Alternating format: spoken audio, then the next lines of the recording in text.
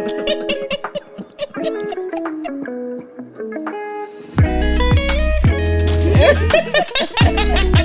but seriously. Welcome back to No, but seriously, the podcast that keeps it honest, keeps it real, but not too serious. I'm Jamaica. I'm Anna, and this is our friend, Heidi. Hello. So this is a different setup, y'all, if y'all have not, seen our other videos. We're in a whole different country. Yeah, we're in Mexico. Traveled all the way to Mexico for a podcast episode. Yeah. I feel so honored. So just wanted to start off if you can just give us like a little like summary as to like how you're here, right? And like how, where and how am I? So it's like, how did we get in my here? coffee shop. This is my coffee shop, guys. Well, first of all, I had been wanting to move to Mexico for a really long time now. And it kind of all just really happened by chance. I never really truly felt ready to be here or to move. Something kept stopping me or something kept getting in the way. And I was just like, you know what? Like, I'm just going to ride this wave out because it kind of all started. It was like a domino effect. It started falling into place. And I actually had plans of moving here September of 2022, but then I got laid off in December of 2021. So way before that. Yeah. And I had no savings whatsoever because I had been traveling back and forth between here and the US for my parents' doctor's appointments and a lot of things going on in my personal life. So when I got laid off and I was like, well, what the hell do I do now? Right? I was like, I'm stuck. I was like, I don't have any savings. Like, how am I going to pay this apartment? But thankfully, because I was working in a tech company and, their severance packages are pretty generous. This was pretty much sponsored by my previous employer. But yeah, because it all worked out so well. And thankfully, because of that, I was able to get here. But yeah, it kind of happened by chance. Yeah. Wow. I think the reason I had followed you on Instagram and TikTok, and I think one of your videos where you kind of talked a little bit about like your journey. And I was like, wow, like I know personally I connected to it because I'm kind of like where you were before, where it's like going back and forth. Like, my dad retired. He's, in Mexico. So we might see him after this. And my mom, she's flying back and forth. And so am I and my sister. And it's crossed my mind like, man, what if I just move out there? Picked up and left. Yes. Yep. Like I've thought about it so many times. And I think when you and I spoke with Jamaica on that video conference, one of the things that came up was, man, but they did that journey over there. And now I'm going to go backwards. Yeah. Like what? Yeah. You feel like they're trumping all their sacrifices and all the progress that they've done. I definitely had those feelings of guilt because my parents did sacrifice a lot to go to the US. I mean, my parents got married very young, and shortly after they got married, my mom was like, we ain't staying here. We're going to the US. And she was already pregnant with me. Well, actually, I think they left when I was about to be born. My mom actually already had papers because my grandpa was a bracero. So she was able to go, and I was technically the first generation, like actually born in the US, but she was given papers by my grandpa. But yeah, they lived in the US for about Mexico, guys. I'm sorry. Yeah. They lived in the US for about 26 years or so. No, probably more because they were living there before even I was born. So this is only counting like once I was actually on Earth. But when I decided, that this was going to be, they had actually asked me to move here. So part of that guilt was taken off of me when they asked me to like, you know what, I think you'd be happier here. Come live with us in Mexico. But nevertheless, it was like, what do I do with my future? Like, is it really more convenient for me to leave? Is it better here? Like, they pretty much moved here to give me a better life. So why would I move back? Like, do I feel ready? Where is my career standing in the moment? Like, do I leave that? Do I start something new? Like, there were so many thoughts racing through my mind. But overall, I think part of me, and I thankfully had already gone to therapy. So I was like, you know what? I have to look after myself and decide what's best for me and not really think about the sacrifices that they did, even though it sounds kind of against our traditions and Yeah. stuff like that. But I was like, you know what? There was just a lot of things going on in the U.S. at the time too where I felt like there wasn't any more room for growth, Yeah. and I was like, I'm gonna give Mexico a try. So Yeah.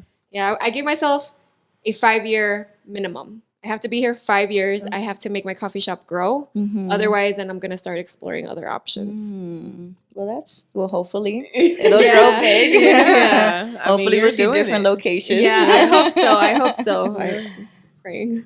Wow. I at least for me, I know that if my parents were to ask me like, hey, just come on down. Like it is okay. I think for me, it would feel like something lifting off my shoulders of like, Yeah. okay, then it is okay for me to like bypass everything that they've done for. Cause yeah, my dad worked he left the house at 5 a.m. He got home at 7 p.m. He worked, outside in the fields, and it's like seeing his hands full of like, what is that?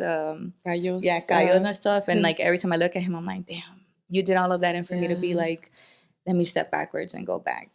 But you know what? I feel like it's thankfully my parents were able to have the courage to ask me, because I don't think a lot of parents would have the courage to tell their kids to leave the life that they have and Not in come out our here. culture, especially, no. Yeah, No. I think that is something that I do thank them for, because it is an act of courage. And especially because, it's a whole life, and it's a lot more difficult than just getting up and leaving. Yeah. I mean, I also imagine that like going to America like 30 years ago is different than like wanting to go now or wanting to stay. Oh so. yeah, of course. Yeah, it's completely different. And I look back at it now, and I'm like, you guys had to learn a whole new language and a whole new culture, and it's like it's easier for me to transition because I come every year, and I know the language, I know the culture, so just I keep thinking like, man, but.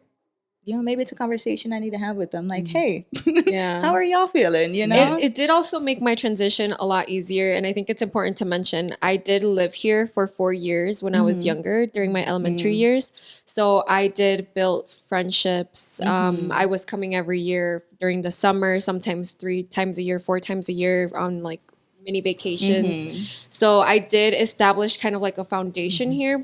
So it kind of made that easier. I would imagine it would be a lot harder to make that decision if you don't have friends here or more family or, just starting off from zero. That jump would be so much scarier. But I do have a friend group here, and a lot of, well, not so much of my family. A lot of my family was here when I first got here, but now it's just us, and I mean, it's the people that are most important to me. So I'm happy.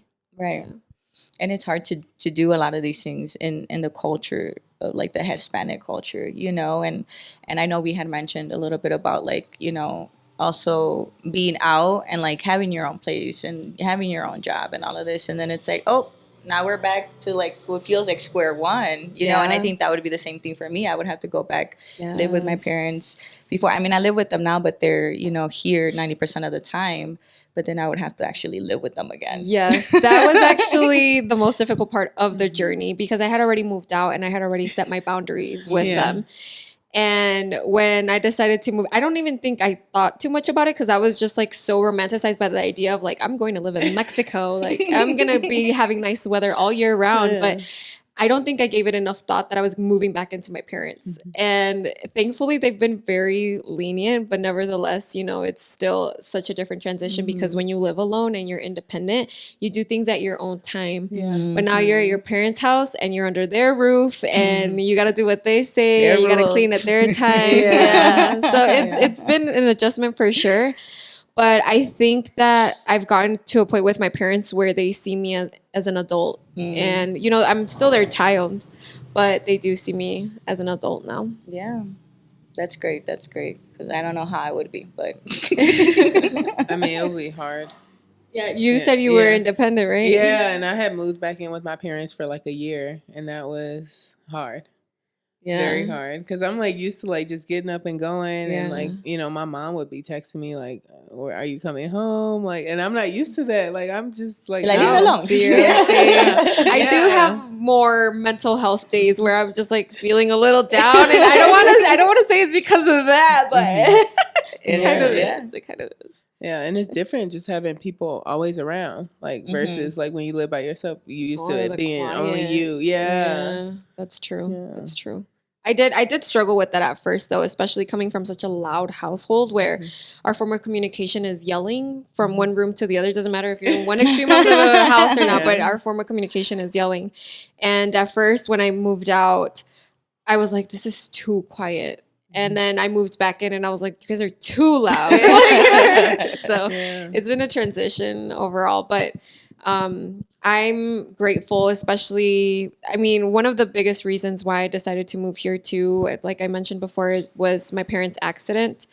And after that, I pretty much got a whole new meaning of life and appreciating my parents and just being grateful that they're both still here and alive. And most of all, I feel like there wasn't truly a time where we've connected to the point where we have now, because in the US, they were just working all the time. We never really got to spend quality time together. And now that we're here, we're all under the same household. I feel like we do a lot more now. We spend time with each other, and we might yell and whatnot, but it was never to this degree. Like, we are truly much, much closer now. And especially because, life here is so slow paced. So it's not like we're running around and commuting and all of that. There was a lot of factors that, aren't here anymore. Well, I'm happy, and I'm happy to hear that like you guys are like closer now, because I'm kind of similar in that way right now, where it's like, both parents are not working, and when they are over there, bless you, it's like, now we got to hang out. Like, we don't have the other option. Like, you're not at work, I'm not at work on the weekends. Now we actually go and actually spend time together. So it's slowly like a little bit growing, but I'm happy to hear that you guys are like really going at it. Thank you. Yeah, I mean, it is still different, because knowing your parents as a child is completely different than knowing them as an adult, especially when you've healed and like their red flags too. You start noticing like, your parents' red flags. You need to go there. Yeah. I sat down with my mom and I was like, listen, we need to talk about this. But it's been a whole different experience, because technically, at least from my point of view, they're my parents, but they're also my roommates. So it's like, let's talk about this. Like, we need to adjust something here. But you start to see them as people. I think that's the biggest thing that I started to see my parents as people now. And so now I feel like I can have like more casual conversations, because I would avoid it. I'm like, I don't want to talk to you. Right, because something's going to trigger it. And you're like, I don't need a whole, No, and especially, I mean, I imagine right now in the state that you're in with going back and forth between your parents, it's such a vulnerable period at this time, because I went through that too, where we were still going back and forth with all the appointments, and we were all so vulnerable that at that time you had to watch your words, you had to watch whatever you were saying, because something could trigger something, because we were all in such a vulnerable state. So it was hard to come out of that, but it was also kind of a different, you got to know them on a different layer, because that was, to me, the first time that I had seen my parents that vulnerable with me. Oh, wow. Yeah. So it was being compassionate, being understanding to someone that you see as a role model. Especially in our culture, I think it's really, really rare to see your parents break down in front of you. Oh my God. Yeah. Like, it's so hard. And it's like, and not that I push for it, but I'd be like, it's okay. Like, it is okay to show that side, Yes. And it wasn't until, those times coming, and it's sad that we have to go through those hardships to be able to be like, okay, I can actually let myself go and be vulnerable. But it's like, you could have always done that, Yes. and right now I'm pushing for therapy for my parents, but in our culture it's like, you go to therapy, you crazy. Exactly. That one of the things that I realized, and a lot of people want therapy, but not a lot of people want to go to therapy. They've, like you said, going to a therapist to a lot of people means that you're crazy. And yeah, maybe you are crazy, but you still need to fix that. So so what I did here at the coffee shop, there's not a lot right now, but we actually incorporate a lot of therapy books and psychology books. That's because good. I had gone to therapy before, but I had never opened myself to such a deep level the way that I did when I was reading a book, because I was able to talk through my thoughts compared to when I go to a therapist. I'm like, Heidi, shut up. Don't share that. You sound crazy. Like, you don't talk about that. Like, no. But when you're reading a book and you're analyzing the thoughts that come up as you're reading it, you get to know yourself in a more intimate level, because you feel like no one's judging you. So it has been an amazing, amazing thing to see the response that our local town has. Like, they see the books and they buy them. And I just feel so good about that, because I'm like, I know that book is helping someone out there, and I know it's changing, because Hamai here, where I'm from, it's very small.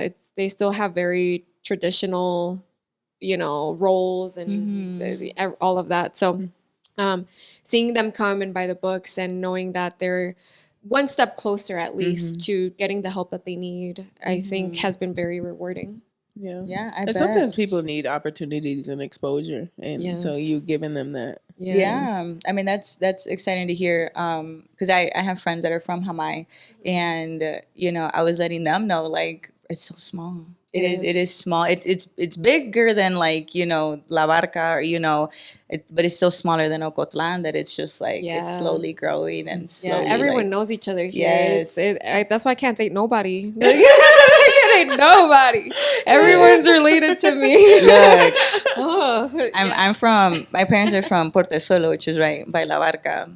Man, this guy came to my house and he was like trying to like pursue me, and then my dad goes, "That's your second cousin, bro. You better stop." Oh my God, I've been there, and not once, like twice or three times too. I see them pass by in the street. I'm like, "Oh, who's that?" Calm down, that's your cousin. I'm like, yeah, and I mean, Hamai is located. Like, regardless of where it's located, honestly, I just don't feel like putting in the effort to travel to date anyone either. Oh, yeah. So it's like an hour away, bro. Yeah, exactly. And that's pretty much where all the good men are at. Right. So I'm like, there was good men out there, y'all. Yeah. So I was like, I don't know where they at. I was like, I'm in the wrong place at the wrong time right now. But, oh man, it's been tough, but it's okay. It's okay. It's getting better. That's good. I was like, my phone dry. I mean, it's a completely different lifestyle change. I mean, not with just like professionally, like you deciding to come here and go from tech to like being a cafe owner. And I actually don't know nothing about coffee. She was like, we just going as it goes. No, I'm keeping it real. I know nothing about coffee. When I pretty much, I mean, I had been thinking about like what I wanted to do here, what I wanted to open for a very long time, because I was like, I have to make some sort of income. Right. So I was like, what am I going to do? I was like, okay, clothing shop, there's way too many. Food, what kind of food? I don't even like cooking for myself. Why am I going to cook for someone else?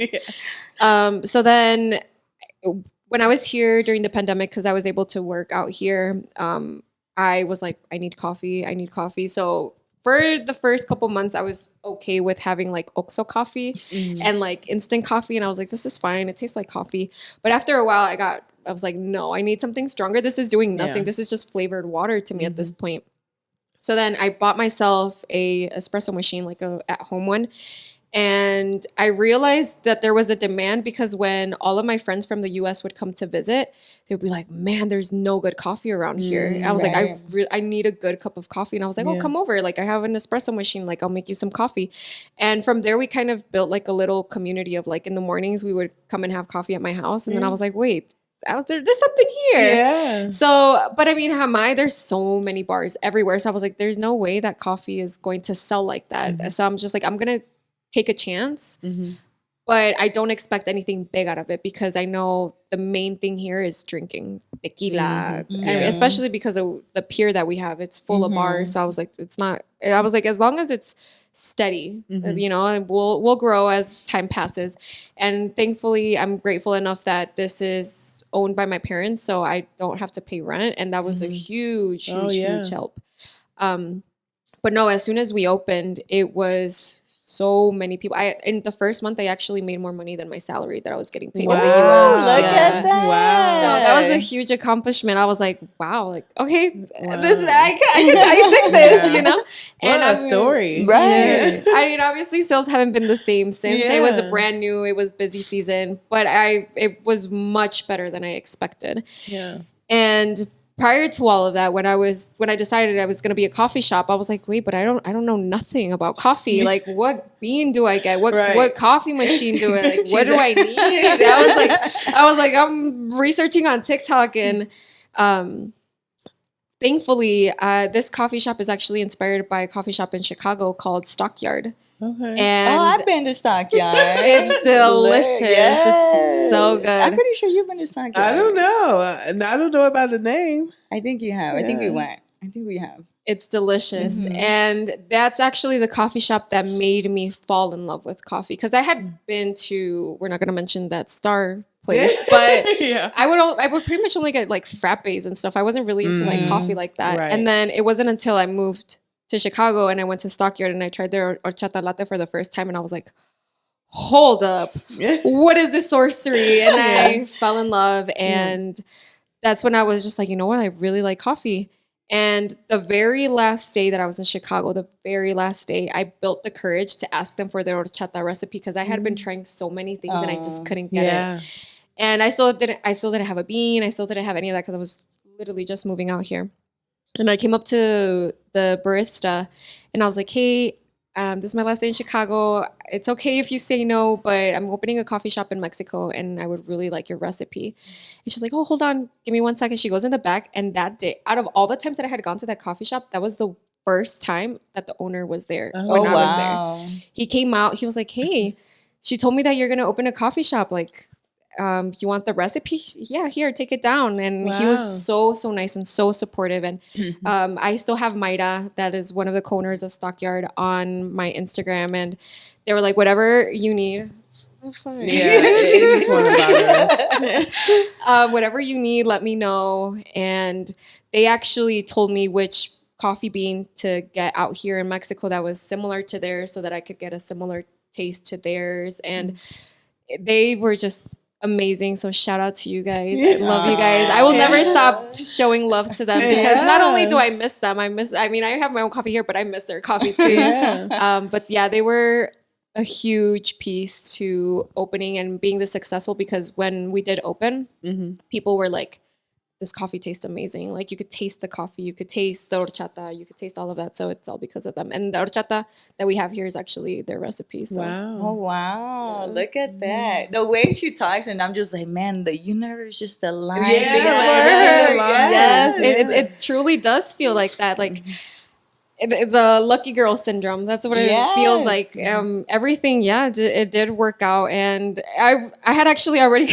I would call them and I would be like, hey, so I want an horchata latte, but like, I'm allergic to some stuff. What's in it? But because I wanted them to give me the recipe, and I was just like, you know what? I'm just gonna ask. And I was like, the worst that could happen is they're gonna say no. So literally, that's the worst that could happen. You gotta know. Yeah. So now we're learning. I've traveled to a couple places here in Mexico, trying to learn more about coffee and the coffee beans and stuff. I'm hopefully, the end goal is to try to find a coffee farm that will make my own blend. But we still got a long way to go. Yeah. So, but you're doing it sooner than later, though. Yeah.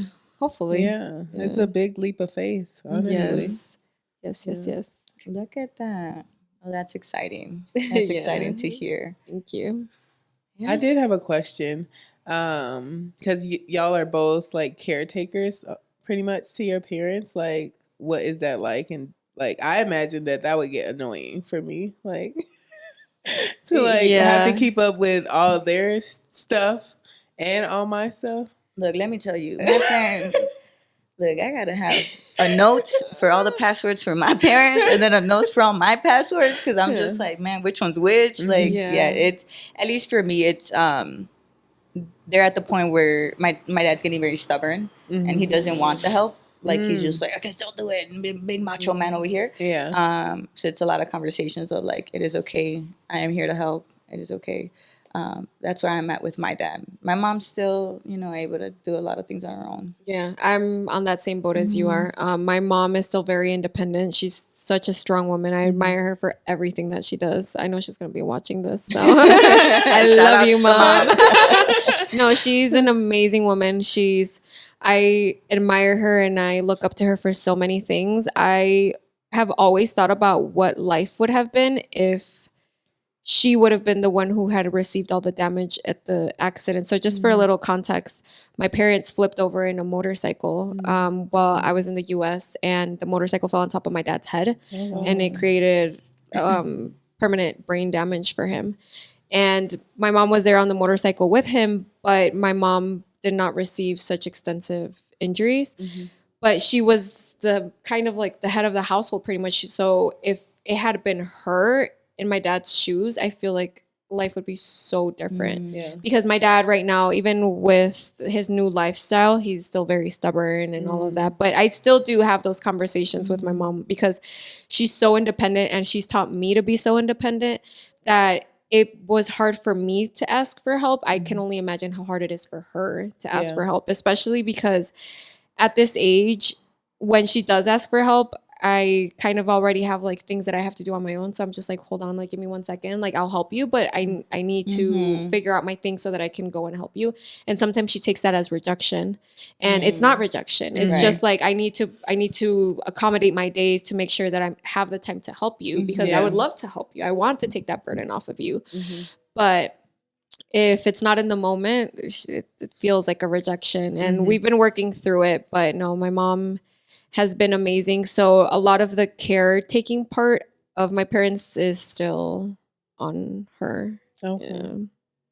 Yeah. It's me and my sister for my dad, but because my mom, she's at the point where she feels like she needs to be with us. So she's like trying to spend more time with us. So it is like a caretaker for her too. But like how you said, like, women are so, like, yes, there's in the culture, women are seen as like submissive and like, you're cooking, you're cleaning, but they're so independent though when you think about it. Like a lot of women, that are, especially those that went to the US, are so independent. And it's crazy that it's like just also that cultural shift. But, she's doing good right now. She has her little moments, but it's my dad right now. And, he called me 5 minutes ago. He's like, "Where you at?" No, it to me, what kind of makes my heart heavy is knowing all the process that I went through because of how my mental health was at the moment. I can only imagine hers and not receiving the help that she needs. So it's all of that of seeing your parents and trying to help them the best that you can, but them not accepting it. I think that's what's harder because it's like, come on, like, please accept these tools for me. Like, please, I'm trying to help you. But they're, I don't know, what is it? Their pride, their ego, their all of the above. Check all the boxes. I think it's because I'm the parent. It's hard to like, you're my kid. I'm supposed to be doing that. That's not the true. other way around. So that might be part of it. But I'm also like, you almost 90, bro. You need to sit your ass down. Like, stop it. You almost become the parent. Oh, yeah. No, yeah. And I think at least, from what I'm seeing it, I don't think they're not gonna be able to see me with like, you're still my baby. You're still like, I have to take care of you until I get married and have my own kids and my own family. I think a lot of it, she's still like, no, she's still alone. She doesn't have a partner. And until that happens, I think that's where some of the switch is going to happen. Do you think we earn more respect once we have a partner? I think I've seen it because I've seen it with like a lot of my cousins that are younger and they ended up getting married and having their own kids. That like I saw that switch where I'm like they talk to them as like, another adult. While I'm over here like, you gonna talk to me as an adult because I'm 30 years old, but it's different. It's a different thing. I had never actually thought about that, but I mean that does seem to be true. So, but we'll see. Maybe once I get married, But even then, like once that happens, like how do you go have your separate life and family and still take care of or do the same things for your parents? I know a lot of people do it. Yeah. But you know what? I think it should be more normalized for them to ask for help and receive help, because eventually we all know we are going to get to a point in age where we're going to need it, you know? So it's like, at one point, does it click in their mind that it's okay to receive it? You know, there has to be some point where they're like, okay, like I'm tired. I need to start receiving this, but it's just like, what is that factor? What makes them decide to be open? Therapy. They gotta be open to that. Yeah. Oh my God. What's so funny is sometimes when I'm cleaning and I know that my parents are in the kitchen, I put on podcasts. And I'm just like, I'm hoping that they're listening, right? Yeah. And one of the podcasts that I like to put, especially when my parents are around, is one in Spanish, because that's the one they understand. It's called Se Regalan Dudas. And my mom's like, what's playing? Take this off. Put some music on. And I'm just like, oh, dang it. Okay. Trying to soften it in there. I did start doing it. Like I think I had been in therapy for years before I started mentioning it. But I started mentioning it as a way to like get, you know, who I was talking to go to therapy. So I'm like, maybe if I talk about, I talked to my therapist today, you know, like subtle, like go see a therapist. I think it is becoming a lot more normal to talk about, like, I went to therapy. And, you know, to me, when someone does tell me like, oh, I had therapy today, it changes the way I talk to them too, because I know that they might be in a very vulnerable state. They might be fragile at the moment, or because therapy is not linear at all. It's, you have highs and lows. And for me, in my personal experience, it's been a lot of, I dip lower than when I first started therapy before I start getting better. So when someone tells me, like, for example, one of the girls here at the coffee shop, she goes to therapy, and I love that for her. So when she's like, oh, I have therapy today, I was like, whatever you need. If you need to take the day off, if you need to come in a little bit later, let me know. Like, I support whatever you decide, because I know that, number one, I think it's so beautiful that she's going to therapy, living here, and had living here her whole life because of the taboo around therapy here. But I also want to be that employer that's like understanding, you know? And that's so abnormal. Like I have a supervisor now who's like that, and it, like I'm taken aback by it. And it's almost like I have to catch myself, because I almost get annoyed at, like, you don't have to be so like soft and caring, like, you know. And I have to catch myself, like this is how I should feel, you know. This is how it should want be. to be, versus what I'm used to. That's actually something that I learned when I was working in tech, because the environment there was so different compared to all the previous jobs that I've had. I mean, I've been in strict companies, and like, you know, like, what do you mean you feel bad and you're gonna go home? Like, no, like, if it's just a headache, you should stay. And, you know, and especially my mom taught me to be so hardworking and ingrained the hustle culture so much in my mind that I thought it was normal for you to go to work sick. And, you know, and once I started working in tech, and they were like, no, like, go home, like, rest, and no, this is fine. And, you know, they were super, super understanding when my parents first had the accident, that I was just like, why did I ever accept less? Like, why do we accept less? Like, why are we so into the hustle culture that we don't have time to be compassionate towards our employees or our coworkers and all of that? So that was the one thing that when I opened the coffee shop, I was like, I'm not gonna be that boss. Like, I want to be understanding. I want to be compassionate. I want to be opening, or not opening, but more. What is, like, give my the people that help me, because I don't like to call them employees, time, you know. Like, if I know life happens, sometimes I want to go to parties, sometimes, so we all work around each other's schedules. And my mom is like, why do you do that? Like, you're losing out on money, or, you know, like, no, you shouldn't be like that with them, or like, be more strict. And I'm just like, why? Like, it's just a coffee shop. It's not that serious. Like, you know, like, we're not doing like other stuff. It's just a coffee shop. It's not a hospital, mom. No, but it's learned behavior. Like, I don't even remember my parents really taking days off. Me like neither. Honestly, other than like us taking like a short vacation, but I felt like those were really weekends. Like, I don't remember them taking a day off. I actually had to decode my brain from the hustle culture. It all started when I was here during the pandemic, when I was like, wait, why do I think this is normal? Like, what? I was like, hold on. I had to kind of like take a step back and be like, this isn't normal. This is actually kind of weird, but it's normal to me because this is what I grew up with. And now I feel guilty because like I have this coffee shop and stuff, but I also do have a lot of free time. And I'm like, I should be doing something better with my time. Like, I shouldn't be sitting here, or I shouldn't be in bed, or I shouldn't, like, what can I do? Like, what should I start? And, like my brain is just like, you could be earning right now, but instead you're here watching something on Netflix, Yeah.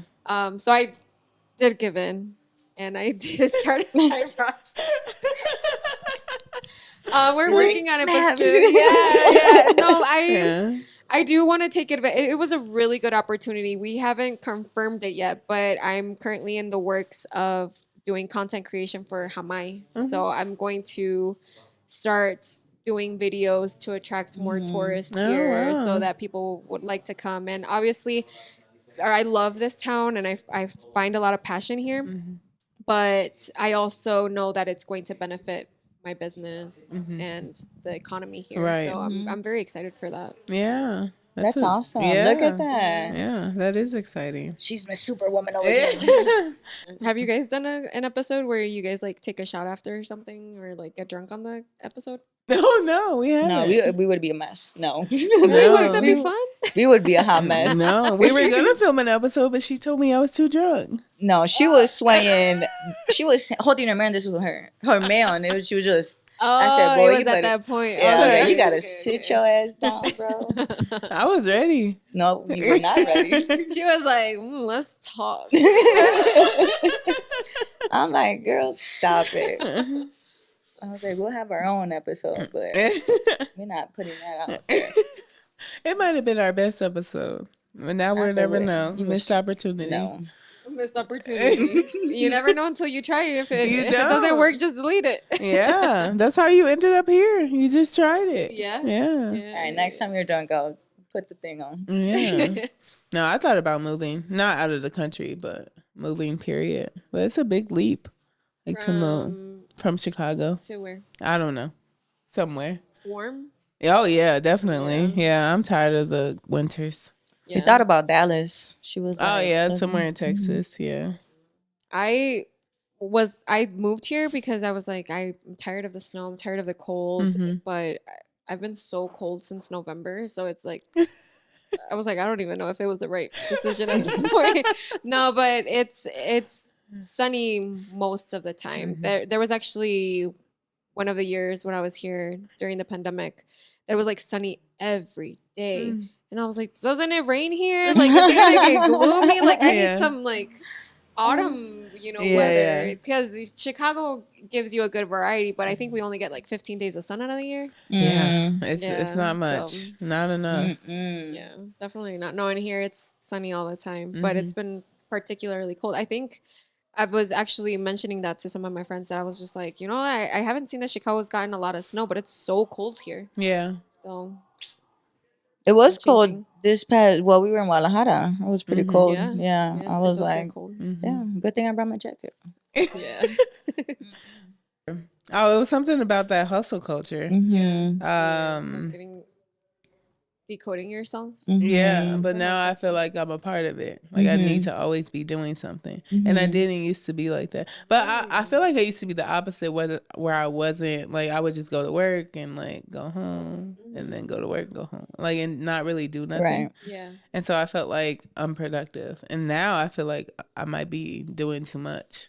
Yeah. Like I have something to do. Like I still go to work, but I still have something to do, like literally every day of the week. It's a fine line between having just enough work and then burning yourself out, because I think when you start, it's really hard to stop adding things to your plate, because you're like, okay, well, I have 15 minutes, so what can I do in these 15 minutes? Yeah. And then you end up being overwhelmed and overtired, and then the next day it rolls over and you're still tired, and now you have 5 things to do because you decided that those 15 minutes you were going to start a new project. Right. Yeah. Yeah. And now I'm trying to gear up into my own business, and so it's like I'm already like super busy, so how am I going to add in the time to do that too? Prioritize whatever you feel is more important. I feel like that's been helping me a lot. I'm working on organizing myself because I've noticed that the reason that I feel so overwhelmed all the time is because I kind of let my day flow,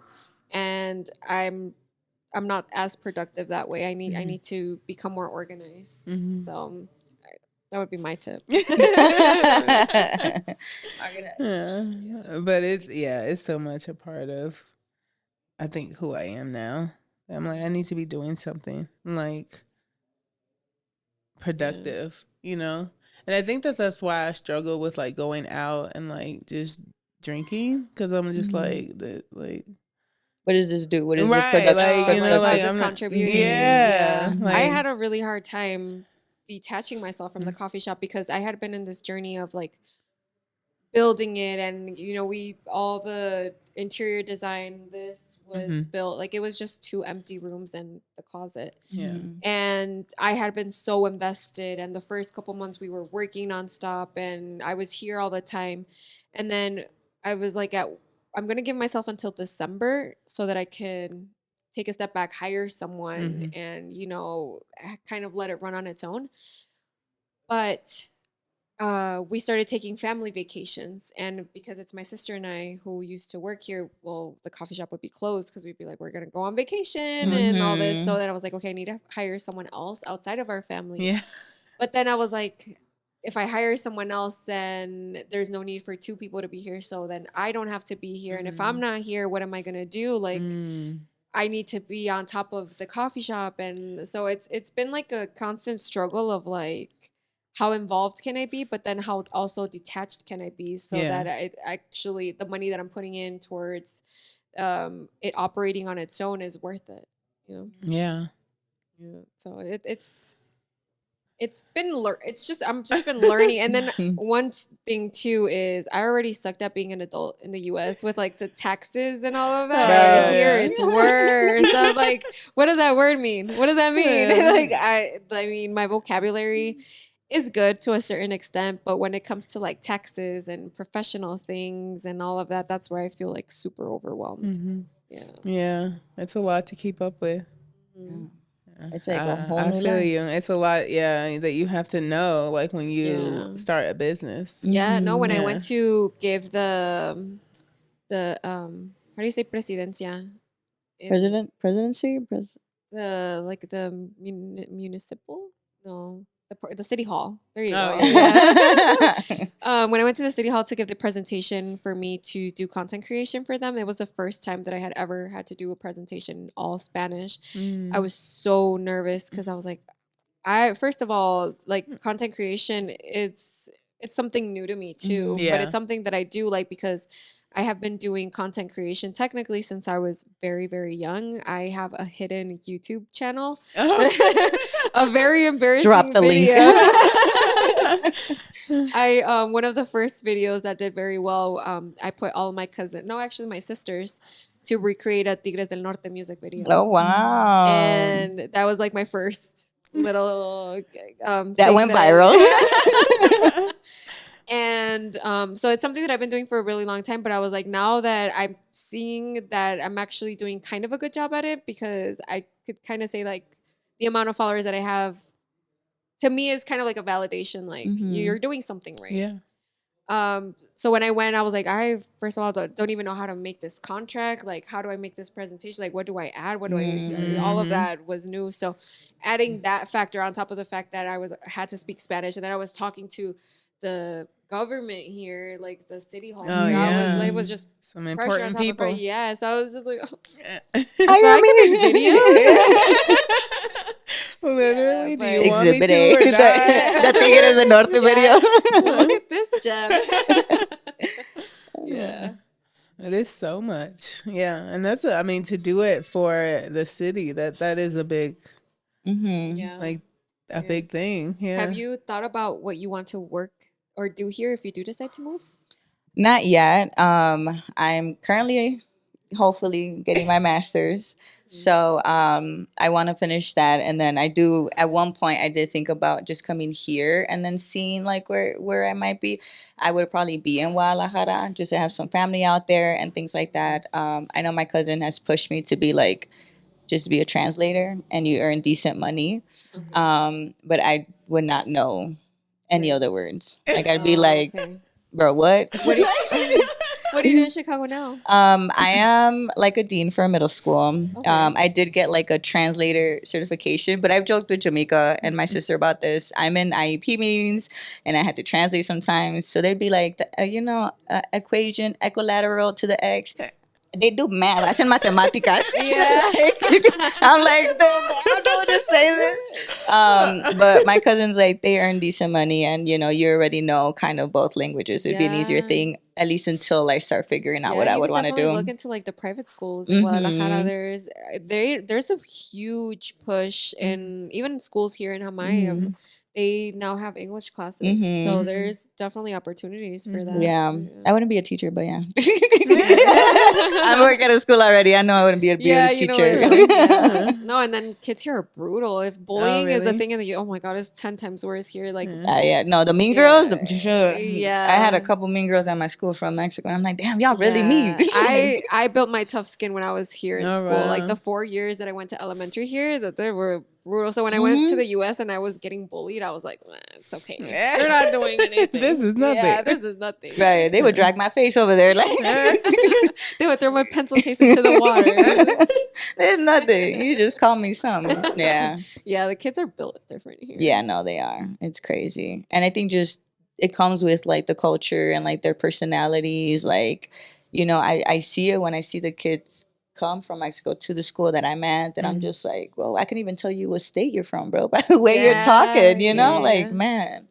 That's true, but that they also have a lot of freedom here too. I think that's one of the reasons why I enjoyed Mexico so much and living here at such a young age, was because when I was living here, it was the kind of like the electronic boom where everyone had like a PS and a Nintendo and all these electronics, and here there wasn't such thing. So I was out playing outdoors and playing ball and playing tag and all of that. So when I moved back to the US and I saw how much life had changed and how like no one really talked to each other because everyone was on their Game Boys and all this stuff, I was like, can we go play with the ball? Right. Can we go outside? Can we go outside? Yeah. Literally don't go outside. There's still a lot of freedom here. And I think also too, the fact that it's such a small town that, the corner stores are so nearby and you don't really have to like drive anywhere. Yeah. A lot of walking. But that's good though too. We don't have to be driving anywhere. Yeah. I've had I think one of the bigger adjustments that I've had moving here has been trying to adjust from a city life to a small town. I felt so silly at first when I was complaining about not having an espresso, because having an espresso is like common, or even a Breville is so common in the US. And here it was just like, do I even vent about it because I sound so privileged? Yeah, I was gonna say it's a privilege. And it's just so different because we're so materialistic in the US. Like we get so involved with trends and the new popular thing, and everyone goes and buys it. And here it's just like I had to really step back and be like, do I want this or do I need this? Yeah. Because number one, when you come to Mexico to vacation and you are on US dollars, everything is cheap. Different, bro. Everything is cheap. 500 pesos doesn't seem like a lot. You're just balling everywhere. Yeah. But then when you come here and you start earning in pesos and you really have to start taking care of your money, because it's technically the same thing as out there. Like it's the hustle has been the same. Yeah. But I was just like, okay, I need to step back and I need to stop being so influenced so easily, and I have to stop, just throwing money away. And I started doing okay, well, how much does this cost in pesos? And then I'm like, okay, how much does this cost in? Dang, $10 for this? Yeah. No, it's okay. Thank you. Yeah. And so having to deconstruct all of that too, it's been an adjustment also of people always get triggered of it, but man, I'm tired of tacos. I'm tired of eating I tacos would all be the too. time. Yeah, Yeah. like that's pretty much all there is here. Like Yeah. there's just like tacos, tortas, and beer. Yeah. Especially in this areas, like at least in Guadalajara, you have like, oh, let's go to Chinese restaurant today, or things like that. Yeah. But around this area, it's literally like birria or it's tacos all the or same thing. enchiladas, and you're like, bro. Yeah. So I think coming from a city where it's so diverse and there's so many cultures and so many cuisines, all of that cuisines, it was really hard once I came to move here because my palate had also adjusted. So I love Puerto Rican food and I love like Asian food and Thai food. I never know how to say it. And here, well, you're so limited. So it's been like going to Guadalajara and trying to find something that could cover that crave. But as you guys seen in Guadalajara is like so advanced. There's so many U.S. restaurants too. So it's just a quick trip to.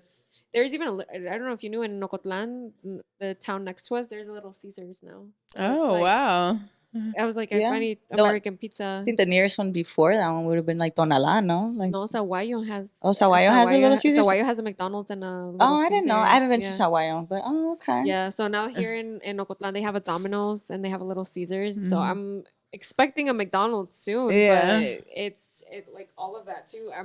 I think also one of the things that I've been getting some feedback about is a lot of people think that I'm gentrifying here, that I'm still making dollars, or that I'm attracting a lot of people from outside. And I think it's been, even with getting the gig with City Hall of content creating for them, like, yes, I want to make this town attractive, but there's also a fine line of like, what if I invite gentrification, or what if the town changes too? Because like one of the things that makes this town so beautiful is that it still has its essence of a small town, regardless of how beautiful it is. And we do get a lot of tourism in the weekends, but I'm like, what if I cause that? And it's just like a lot of thoughts of like, okay, well, are you going to take this job, and what are your reasons behind it? What are your values? Are you going to like, what are you going to do with it? So it's been something that I've been kind of analyzing and trying to sit with myself and think about how I'm going to approach it. Yeah. That never crossed my mind. Like the privilege did. No. Right. But like the concept of like, oh shit, like, is it gonna be now like a bunch of white folks coming? Like when you had mentioned it first, I was like, oh, maybe somebody from like, Guadalajara is gonna come, or like, I don't know, from Sinaloa, but like it never crossed my mind to be like, they are coming over. And I think that's why I started thinking about it more, because we have seen a lot of camper vans start parking in our pier, and a lot of people starting to see like what properties are available, and we have a very close town like Ajijic and Chapala that are just around the other side of the lake. There's a lot of American and Canadian people there, and one of the things to me, and I mean, cut this out if you want, but one time I went to Walmart in Ajijic, and I got very triggered because I was at the Walmart and there was an American on one of the little things, the mopeds, with a Trump hat on, and I was like, oh no, I would have. What are you doing here? What are you doing here? And I mean, everyone has their reasons to go for whatever political party you are, but like if you're living in a different country and you're still supporting, I was just like, no, something's wrong. A fight would have broke out. Yeah, I was very triggered, but I was just like, you know what, like to even feel comfortable. Right, that's my thing. You were comfortable enough to wear it there, like somebody who's so outwardly against, right? Like what? So because my parents would be like, oh, there's another camper van here, there's another this, and there's another that. There has been videos made, and here actually in this town, property is very expensive. It's very expensive to own, but there are lot options for you to buy, and I'm just hoping that they're being sold to the right people, because I love this town, and obviously I don't want to be like, no, you can't come here, because no, like, I mean, I don't own this town or anything. You can do whatever you want, but I don't want it to lose its essence. I don't want it to lose, like, the reason why I came here was because of how at home I felt and the way that it is. So it's also a lot of thoughts of like, what if you cause this? Yeah. What if you cause like, a gentrification? Yeah, but it's hard. Like, how do you bring more revenue and attraction to a place, but keep it a small town? Keep it authentic. It's hard. And I mean, a lot of people at first too, when I opened the coffee shop, because technically this is a different kind of coffee shop compared to all the other places that are around. They were like, well, you're bringing American food, you're bringing all this. And I'm just like, well, yeah, but it's something different. And then it was eventually going to happen. It was either going to be a large corporation that came in and did it, or it was going to be me first. And I was like, I'd rather it be me than a company. So I mean, everyone here in this town knows that I am from here because I've been coming and living here and all of that, but they're like TikTok specifically is just like you're gentrifying, and I'm like, well, I'm not. I don't wish that. But I mean, I wish I was making dollars. I think right.